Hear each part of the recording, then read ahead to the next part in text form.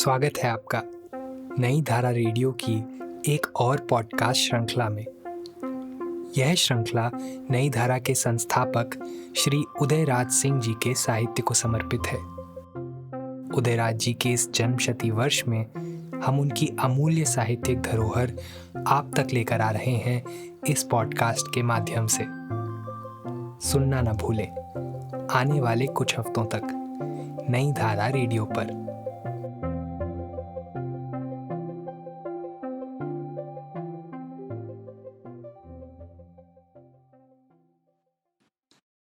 आज सुनते हैं बाबू टिमिल सिंह। ये संस्मरण उदयराज सिंह जी की किताब गांव के खिलौने का हिस्सा है। मझोला कद, इकहरा बदन, सांवला रंग, सुडौल नाक नक्शा, चेहरे पर कोई भी उम्र की झुर्रियां नहीं। राजपुतानी शैली में छोटी तथा 2 हिस्सों में बटी पकी खसखसी दाढ़ी, लंबी पकी मूछें, पके बाल, गेरुआ रंग की धोती, कमीज, अंग्रेजी खुली गर्दन का कोट और सर पर 4 खाने का साफा। सामने पॉकेट में चेन वाली गोल घड़ी। साइकिल पर सवार बाबू टिमिल सिंह सूर्यपुरा रोहतास बिहार के स्कूल के गेट में ठीक 10 बजे घुस रहे हैं। मेन हॉल में ऑफिस में घुसते ही साइकिल एक कोने में खड़ी कर देते हैं और सबको प्रणाम पाती करते पहले हाजिरी बही पर अपनी हाजिरी बनाकर प्रार्थना सभा की पंक्तियों में अपनी पूर्व निर्धारित जगह पर खड़े हो जाते हैं। प्रार्थना शिव प्रसाद चौरसिया प्रारंभ करते हैं और सभी उन पंक्तियों को दोहराते हैं। हे प्रभु आनंददाता, ज्ञान हमको दीजिए, शीघ्र सारे दुर्गुणों को दूर हमसे कीजिए।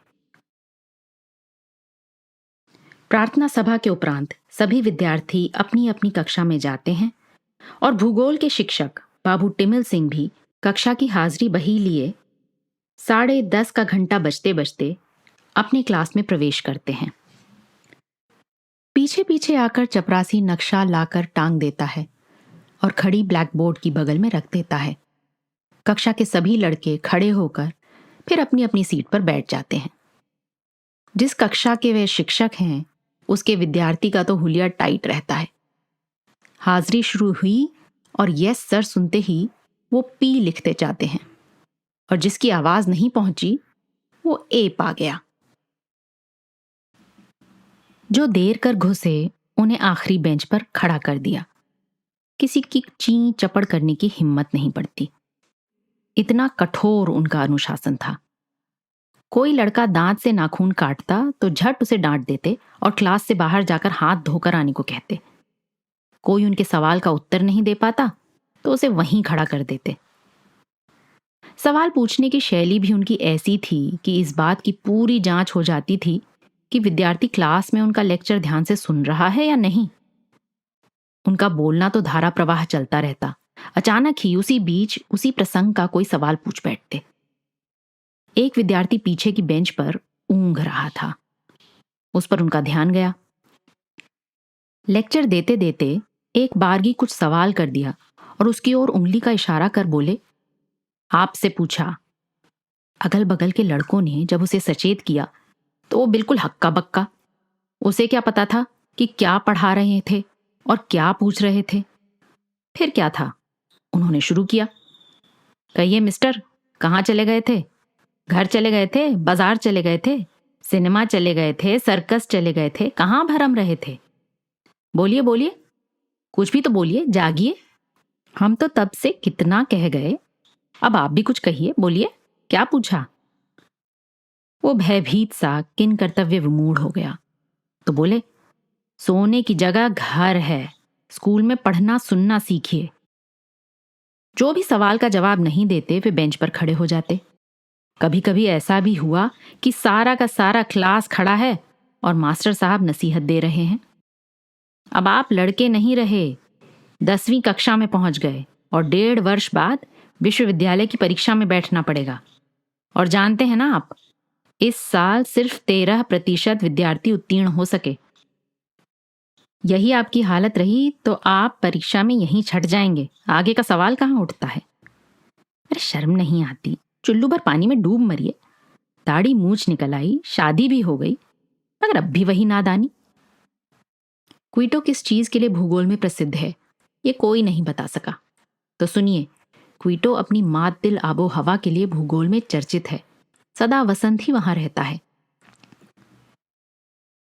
कभी कभी रहम खा जाते तो भोजपुरी में कहते, रउआ सब है, अब बैठ जाई जा, आगे से ऐसन गलती ना होए। किसी भी विद्यार्थी को तू नहीं कहते, खड़ी बोली हिंदी में आप या भोजपुरी में रउआ। स्कूल के चपरासी और मेहतर को भी रउआ ही कहते। गांव के पुराने लोग मुझसे अक्सर कहते कि प्रतिदिन सुबह मेरे बाबूजी तथा छोटे बाबूजी अपने पिता के पैर छूने जाते और हमारे पितामह उन्हें रउआ ही कहते। मेरी माँ को मेरे बाबूजी रउआ कहकर ही पुकारते। शायद उस युग की भोजपुरी संस्कृति की ये देन है। स्कूल के बूढ़े चपरासी आद्रा को भी बाबू टिमिल सिंह आद्रा जी ही कहते। एक बार उन्होंने उससे डस्टर लाने को कहा। उसकी समझ में नहीं आया और उसने ब्लैक बोर्ड लाकर क्लास में रख दिया।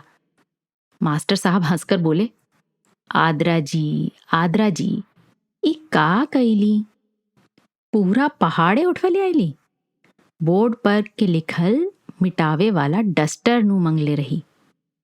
बेचारा बूढ़ा लजाकर बोर्ड ले गया और डस्टर लाकर रख दिया। अब बाबू टिमिल सिंह का दूसरा विराट रूप देखिए। संसार का नक्शा उनकी दाहिनी ओर दीवार पर टंगा है और उनके दाहिने हाथ में पॉइंटर है। कमरे का शीशे का दरवाजा अंदर से बंद है, सभी खिड़कियां खुली हैं। भूगोल शिक्षक महोदय धारा प्रवाह अंग्रेजी में अपना लेक्चर दे रहे हैं।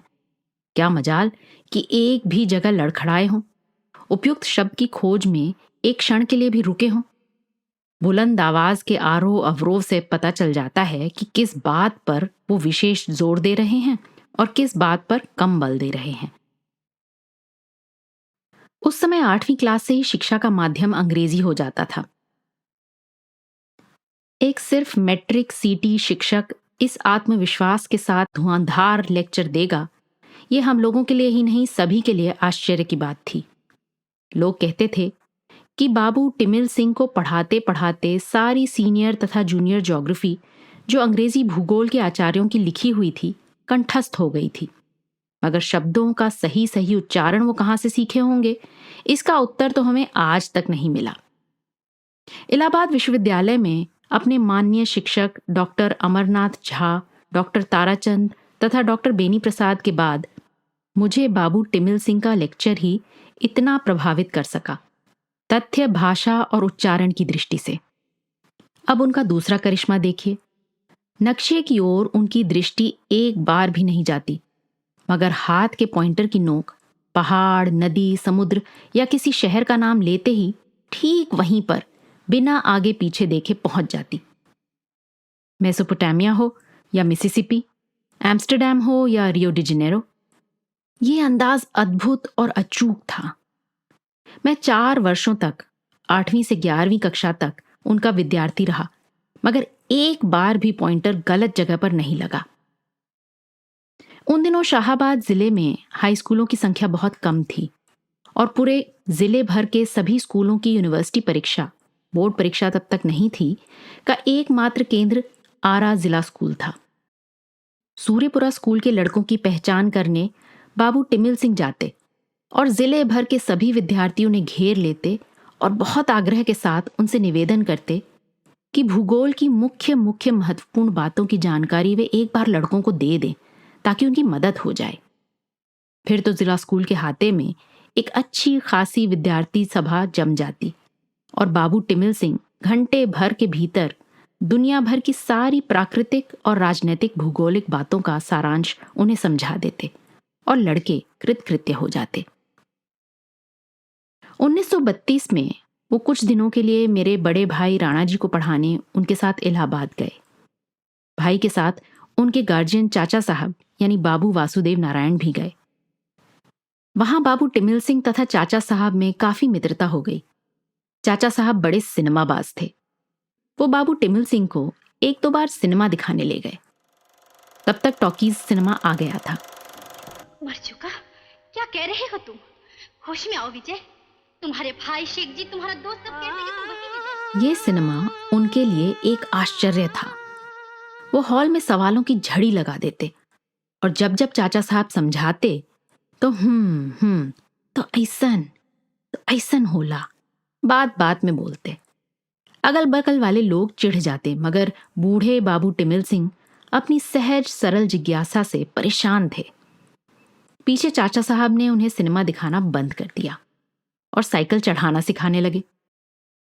60 के पार की उम्र में भी मास्टर साहब ने एक बालक की तरह पूरी तत्परता दिखाकर साइकिल चढ़ना वहां सीख लिया और जब अपने गांव दावत, जो मेरे गांव सूर्यपुरा से 1.5 मील उत्तर है, लौटे तो एक नई साइकिल भी लेते आए। और जो बाबू टिमिल सिंह कल तक जाड़ा हो, बरसात हो या जेठ की चिलचिलाती धूप हो, पैदल ही नहर के रास्ते चलकर सूर्यपुरा स्कूल में आते, वो आज साइकिल पर चढ़कर आए। मगर साइकिल पर भी वो एकदम सीधे ही बैठते, जरा भी नहीं झुकते और चढ़ने या उतरने के समय पीछे के पहिए की खूंटी पर एक पैर रखकर ही सहारा लेते। पेडल पर पैर रखकर कभी भी चढ़ते उतरते नहीं थे। लौटने के समय भी चमचम करती अपनी साइकिल को वो खुद ही नीचे उतारते और घड़ी देखकर उस पर सवार हो जिस रास्ते आते उसी लीक पर घर की ओर लौट जाते। एक ही गति से उनकी साइकिल आती और एक ही गति से लौट जाती। ऐसे ही स्कूल के साइकिल पर लौटते समय की एक मनोरंजक वार्ता याद आ रही है। नियम, अनुशासन, शिष्टाचार और हर हालत में तहजीब के वे बड़े कायल थे। तहजीब की लीक से जरा भी इधर उधर कोई उनके सामने पेश आया तो उस पर बिगड़ कर तो नहीं, पर उसे लजवा कर पानी पानी कर दिया। 4 बजे की छुट्टी के बाद वो साइकिल पर सवार घर को चले। हमारे निवास स्थान बंगला के फाटक पर पहुंचे होंगे कि एक विद्यार्थी पीछे से दौड़ता हाँफता और जोर जोर से मास्टर साहब पुकारता हुआ उन तक पहुंच गया। वो अचकचा कर साइकिल से उतरे और उसके पुकारने के ढंग पर व्यंग की बौछार करते हुए बोल उठे, मास्टर साहब, हाँ साहब, कहिए साहब, हम भी साहब, आप भी साहब, बोलिए साहब। अब तो उसकी बोलती बंद हो गई। फिर उसे समझाया, अपने से बड़ों को पीछे से जोर जोर से चिल्लाकर पुकारना शिष्टाचार के विरुद्ध है। अपना काम पहले ही समय रहते करा लेना चाहिए। फिर उसकी समस्या का समाधान भी कर दिया। कड़े अनुशासन के बावजूद लड़कों और उनके अभिभावकों के प्रति उनका व्यक्तिगत व्यवहार बड़ा ही आत्मीय और सदा स्नेहपूर्ण रहा। संयमी और अनुशासित जीवन, निरामिष भोजन, प्रतिदिन दूध का सेवन और नियमित अखाड़े की मिट्टी लगाकर दंड बैठक करने से प्रकृति ने उन्हें स्वस्थ काया और लंबी आयु दी। 1957 में जब मैं अपने बड़े भाई राणा जी के विधानसभा के चुनाव के सिलसिले में उनके घर गया तो वो अखाड़े की मिट्टी देह में लगाए बाहर ही अपनी कुटिया में धोती तथा चादर ओढ़े बैठे थे। मैंने उनके पैर छुए। उन्होंने हमें भरपूर आशीर्वाद दिया, मगर मैंने देखा उनकी काया बहुत क्षीण हो गई थी। चाम से हड्डियां ज्यादा झांकने लगी थीं। रुक रुक कर बोलते थे। तभी मैं समझ गया कि मास्टर साहब अब अपने जीवन के अंतिम फेरे में प्रवेश कर चुके हैं। और ऐसा हुआ ही। धर्मात्मा और अपनी नीति में ही निष्ठावान वह सत्य पुरुष एक दिन उसी संयम और अनुशासन के अधीन चलते फिरते, बातें करते इस पार्थिव शरीर को त्याग कर गोलोक को प्रस्थान कर गया।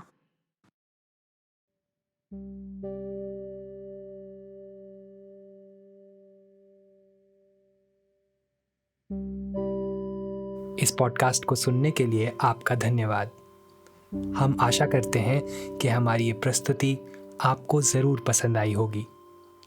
अन्य पॉडकास्ट्स, वीडियो इंटरव्यूज़ आदि के लिए नई धारा को सभी सोशल मीडिया प्लेटफॉर्म्स पर फॉलो करें। जल्द ही आपसे फिर मुलाकात होगी। धन्यवाद।